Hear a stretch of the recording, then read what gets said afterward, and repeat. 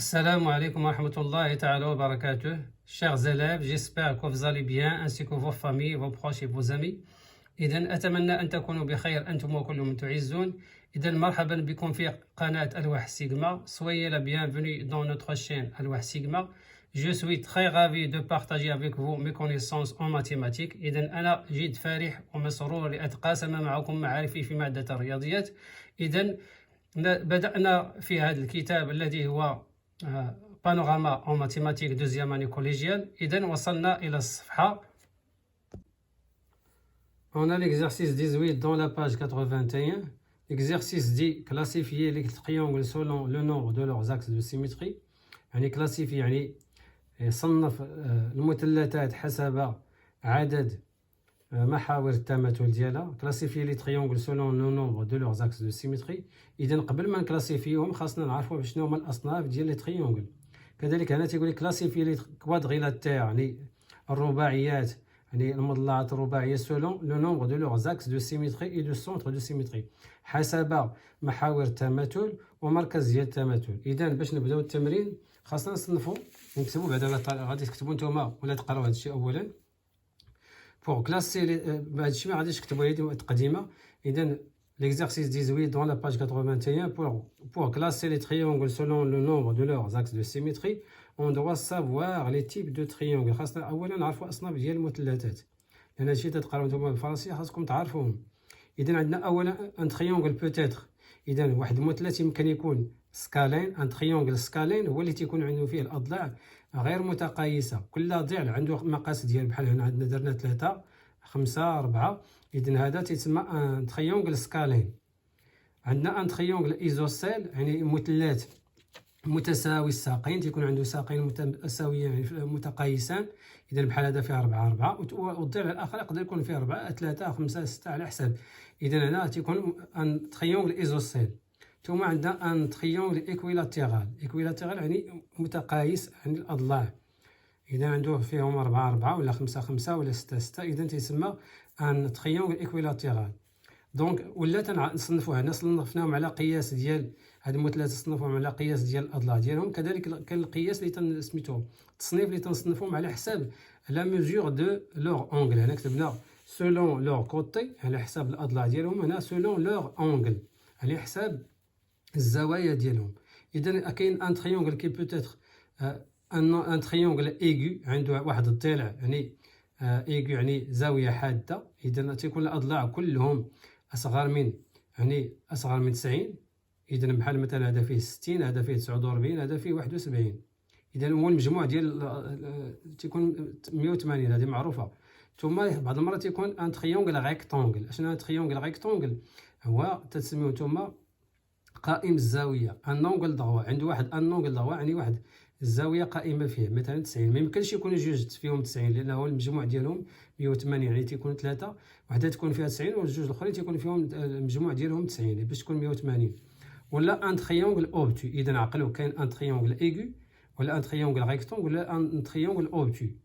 ان اونغل اوبتو شنو هو ان اونغل اوبتو؟ هو تسموه بالعربيه زاويه منفرجه يعني القياس ديالها اكثر من 90 بحال مثلا هنا، وداك الشيء الاخر تيكون المجموع ديالهم 180. اذا غادي نشوفوا دوكا الصنف الاول اللي هو اللي سميناه ان تريونغل ايزوسيل. بالنسبه للتريونغل سكالين غادي نشوفوا تريونغل ايزوسيل هو تريونغل متساوي الساقين. ها هو بحال هذا. اذا هنا عنده ساقين متساويين تيكون هذا سميتو هذه تسمى لا ميدياتريس تتمر من الوسط ديالها سميتو تتمر كذلك من الزاويه من الراس ديال المثلث. اذا il possède un axe de symétrie. cet axe passe par le sommet principal. وهذا يعني فيه محور ديال التماثل واحد ما فيهش جوج فيه واحد فقط. ويمر من يعني رأس المثلث يعني سميتو رأس المثلث. ثم عندنا كذلك ان تريونغل ايكويلاتيرال يعني مثلث متساوي الاضلاع او متقايس الاضلاع. ان تريونغل ايكويلاتيرال il possède 3 axes de symétrie يعني عنده 3 محاور ديال التماثل. ce sont les médiatrices يعني الميدياتريس هما يعني الواسط ديال القطع المقابله للراس ديال المثلث لرؤوس المثلث. هذا الراس هذا راس هذا راس هذه الزاويه اللي سميتو الضلع المقابله هو تيكون تيدوز من الوسط ديالو تسمى هذه لا ميدياتريس. الى 3 ميدياتريس هادو هما لي زاكس دو سيميتري ديال سميتو. اذا كاين عندنا ثلاثه، قلنا il possède 3 axes de symétrie.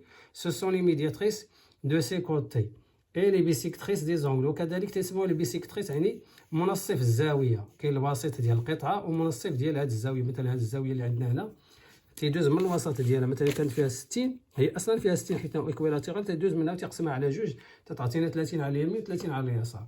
غادي نشوفوا دروكا ان تريونغل سكالين اللي قلنا ان با. شنو هو تريونغل سكالين؟ اللي تيكون الاضلاع ديالو غير متقايسه، ما فيه التضليع تيساوي الاخر، مثلا هذا 4 وهذا 5 وهذا 6 هكا. اذا هذا تيسمى ان تريونغل سكالين ان نا با داكس دو سيميتري. بالنسبه لهذا الى ان سونتر دو سيميتري، وما مسولوناش على السونتر دو سيميتري بالنسبه ليكواليتار في السؤال الاول. غادي نشوفوا دروكا الرباعيات. اذا جو كلاس لي كوادريلاتير. جو كلاس لي كوادريلاتير يعني الاشكال الرباعيه. اول شكل هو لو كاري. شنو هو لو كاري؟ هو المربع. il possède 4 axes de symétrie et un centre de symétrie. اذا يعني عنده 4 axes de symétrie، يعني 4 ديال المحاور التماثل. تشوفوا هذا ثم هذا ثم كذلك الذي يمر من وسط القطعه ثم الاخر. اذا عنده 4 ديال لي زاكس دو سيميتري وعنده ان سونتر دو سيميتري وسط، يعني مركز واحد ديال التماثل. ثم غادي نشوفوا دروكا لو ريكتونغل اللي تسميوهما المستطيل. هذا تيسمى مستطيل. il possède 2 axes de symétrie، عنده جوج ديال لي زاكس دو سيميتري. اذا تشوف واحد تيدوز من وسط القطعه من الطول، وسط ديال الطول والضلع المقابل ديالو، كذلك واحد اخر يمر من وسط ديال العرض. اذا ثم نشوفوا غادي الشكل الاخر. هذا الشكل الاول الرباعي، ثم الشكل الثاني غادي نشوفوا الشكل الثالث اللي هو لو لوزونج، تسميوه المعين. اذا لو لوزونج il possède 2 axes de symétrie، عنده جوج ديال المحاور ديال التماثل. الاول يمر من يعني من الرؤوس المتقابله، وكذلك الثاني يمر من الرؤوس. اذا عنده اصلا تيكون عنده تيتسمى بحال متوازي الاضلاع. اذا il possède 2 axes de symétrie، عنده جوج ديال المحاور ديال التماثل. هذوك هما لي ميدياتريس، يعني اللي يمروا لي ميدياتريس دو سي كوتي.